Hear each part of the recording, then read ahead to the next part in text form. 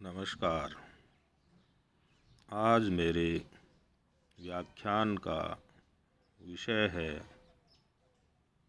रेखाचित्र, उद्भव और विकास।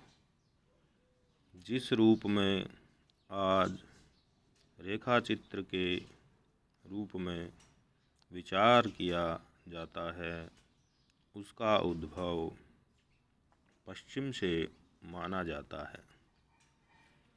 विद्वानों के अनुसार यूनानी लेखक थियोफ्रेस्टस को चित्रांकन का प्रथम कलाकार माना जाता है।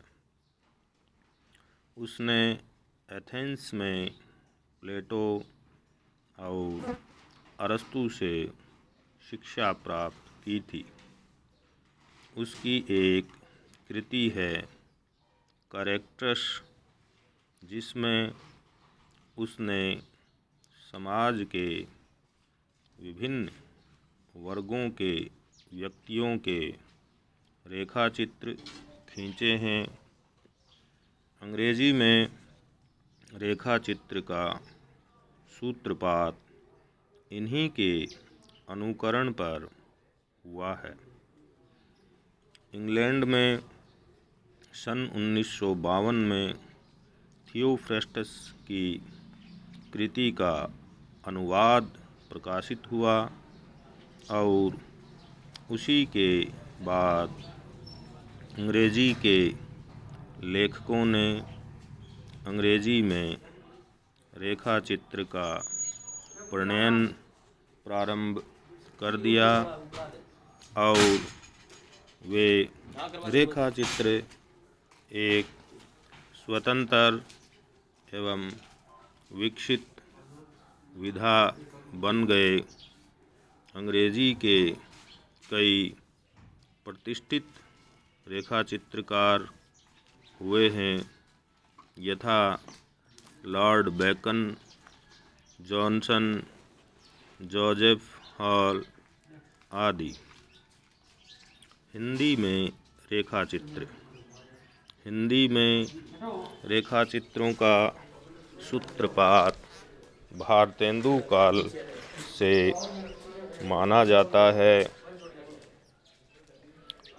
पंडित पदम सिंह शर्मा के पद्म पराग संग्रह से रेखाचित्र की परंपरा प्रारंभ होती है।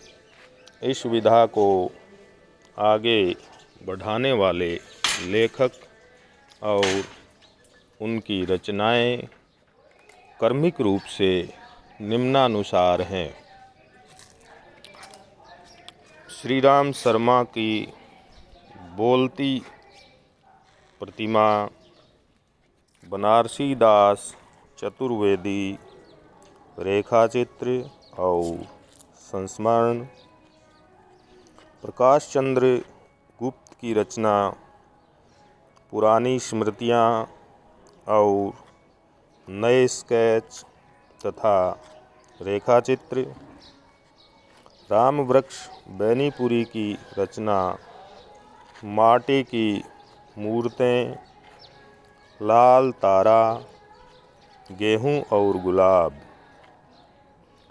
कन्हैया लाल मिश्र प्रभाकर की रचना भूले हुए चेहरे, सूर्यकांत त्रिपाठी निराला की रचना चतुरी चमार, कुल्ली भट्ट, महादेवी वर्मा का अतीत के चलचित्र, स्मृति की रेखाएं, श्रृंखला की कड़ियाँ तथा देवेंद्र सत्यार्थी की रचना रेखाएं बोल उठी,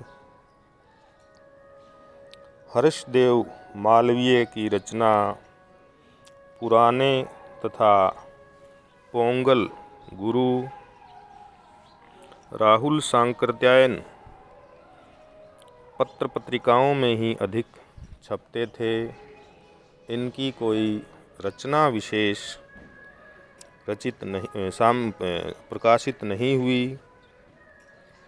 अन्य रेखा चित्रकारों में जो महत्वपूर्ण नाम हैं वो हैं उपेंद्रनाथ अश्क, उदय शंकर भट्ट, विष्णु प्रभाकर, फणीश्वरनाथ रेणु